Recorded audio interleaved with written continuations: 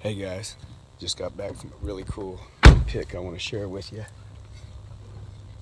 Just got me a nice little guitar here.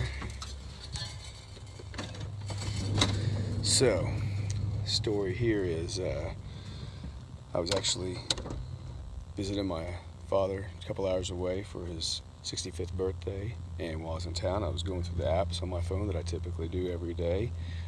This one happened to be on Let Go. But I saw it posted for $100. It's a Takamine. It's a F-340 serial number. I think it's made in Japan. Model number F-340. Serial number is 88 something, so it might be a 1988. But anyway, for those of you that want to know how do you find good deals and good guitars, I mean, this is how you do it. Number one, you gotta go through daily, a couple times a day, on the apps and stroll through them, looking for the things you're trying to find and hunt for, the things that you know. Because number two, you have to know your stuff. You have to know when you're scrolling through things, are you looking at a cheap model of something or an older, nicer? Because there's different Takamines out there. As soon as I saw this one, I noticed it didn't have the GS on there. It also looked more like inlays. Man, this thing is dirty. I don't know if you can see all of that grime in there. It's got a Los Lonely Boy sticker, okay? But look at this grime in the fingerboard. I mean, it's like someone just never washed their hands and ate donuts and played guitar every day. And I don't even know. There's a couple dings in it. There's a good one there. And there's one there and one there. But to me, this is what it's all about. So yeah, you gotta first get on the apps every day. Two, you have to know your stuff in terms of value of something. And then number three, you have to be able to judge condition pretty quickly. I saw this was nasty. Yeah, and he's nastier when I got it, but met the guy. And he was asking $100, or actually his wife was. I ended up meeting up with her husband. That's cool with me, I understand. And he says he's had it forever, and dude knew it was nasty, and so he just wanted $100 for it. Ended up giving me a stand too. I value that at $20. So I know just from what I've researched here recently that these go for at minimum a few $100. So I'm gonna clean it up and then try to decide how I'm going to price it based upon the condition, give someone a fair deal for, the dings on it and how it plays. All right, let's get these things off of here. It's already got a good tone with those crappy strings. Listen to that. All right.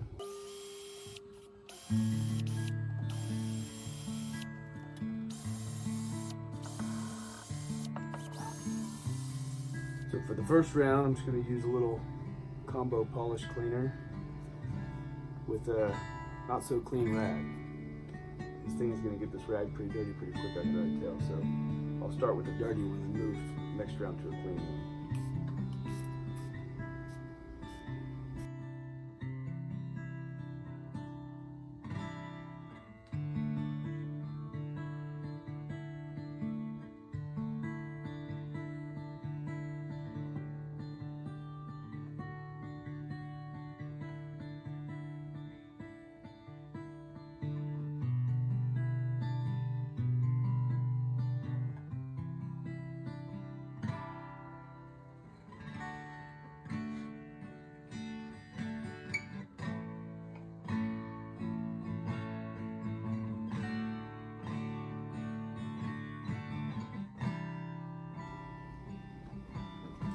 Might use me a little better cloth now.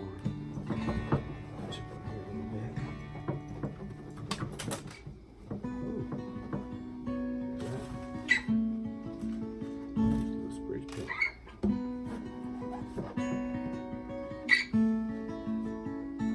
All right, so hit that or that. I think I'd like to go ahead and get a little cleanup on this. This fingerboard here is nasty. If you can see all that grime. Look at that right there. Yeah, that's gonna be something to clean. First thing I'm gonna do is I'm gonna take my Scotch tape. I'm gonna make me some pieces. Actually, show you right here what I've already done. I've reused is just some other pieces. I'll put them over here just to cover the sound hole. Because I plan on to use some 4/0 steel wool just to kind of get in at some of this grime on here. To start with, I just got a little damp towel just to kind of see if I can take off this crud and loosen it up.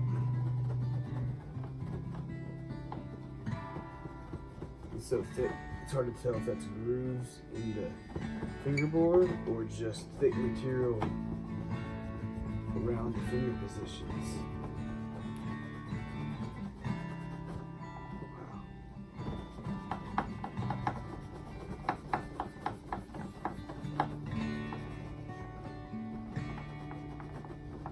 Typically try to go with the grain, but see, this stuff is so thick it needs to come off. Take a little bit of this steel wool.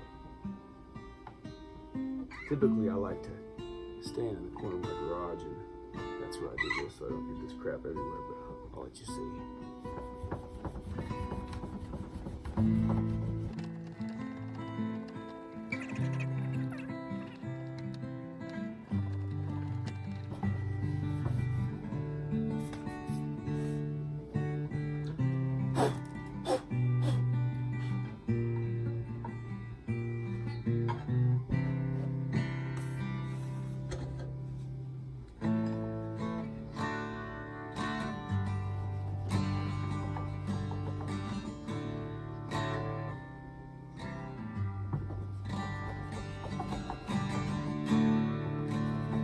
Getting it off there, you can definitely see it.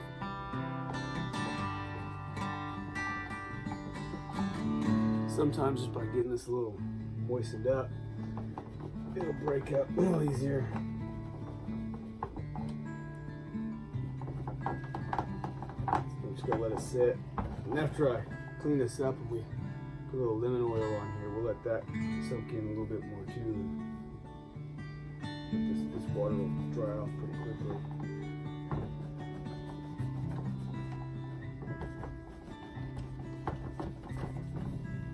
Okay.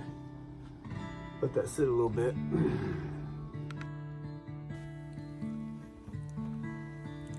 So at this point, I decide to attack the Los Lonely Boys sticker on the guitar. Now, although stickers aren't a common thing you have to pick off on guitars, they're are sometimes found often on electrics, which come off pretty easy, but this time not so much on acoustics do you see them on the front of the guitar like that. But anyways, at first I was going to use a hairdryer, but I thought that might be a little sensitive to the soundboard to put that much heat, especially that close to the bridge. So what I tried to do was put it up next, as close as possible next to the humidifier I have in my guitar room.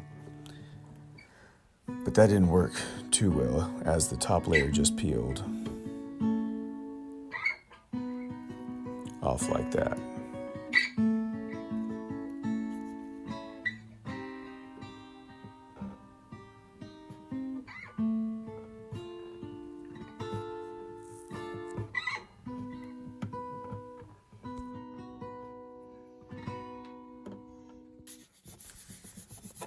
So as my next approach, I decided to use friction to heat up the glue in there and loosen it up, and hopefully it would peel off smoothly. Luckily, with a little time, persistence, and elbow grease, it started to pull up.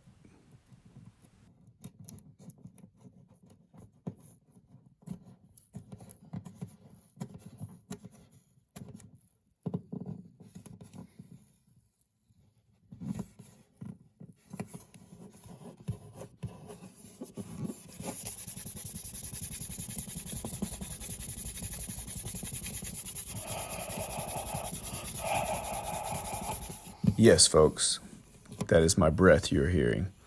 Good old-fashioned humidity and heat all at the same time. As natural as you can get. So the sticker pretty well comes off from here, just needs a little bit of polishing around the edges of where it was. And restring this puppy up and she'll be ready to play.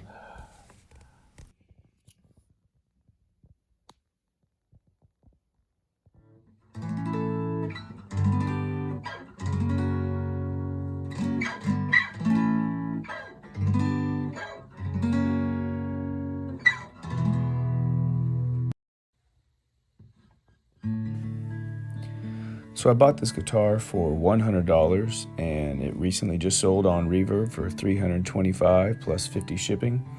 So it's going out the door right now. Thought I'll play on it one more time, let you hear it and let you see the story on this guitar and how you can make money yourself if you want to find guitars like this that need a little love and cleaned up, and how you can sell them online for more. If you like this kind of thing, don't forget to subscribe and check out other videos on picking and finding guitars and just like this, and we'll catch you next time. Thanks.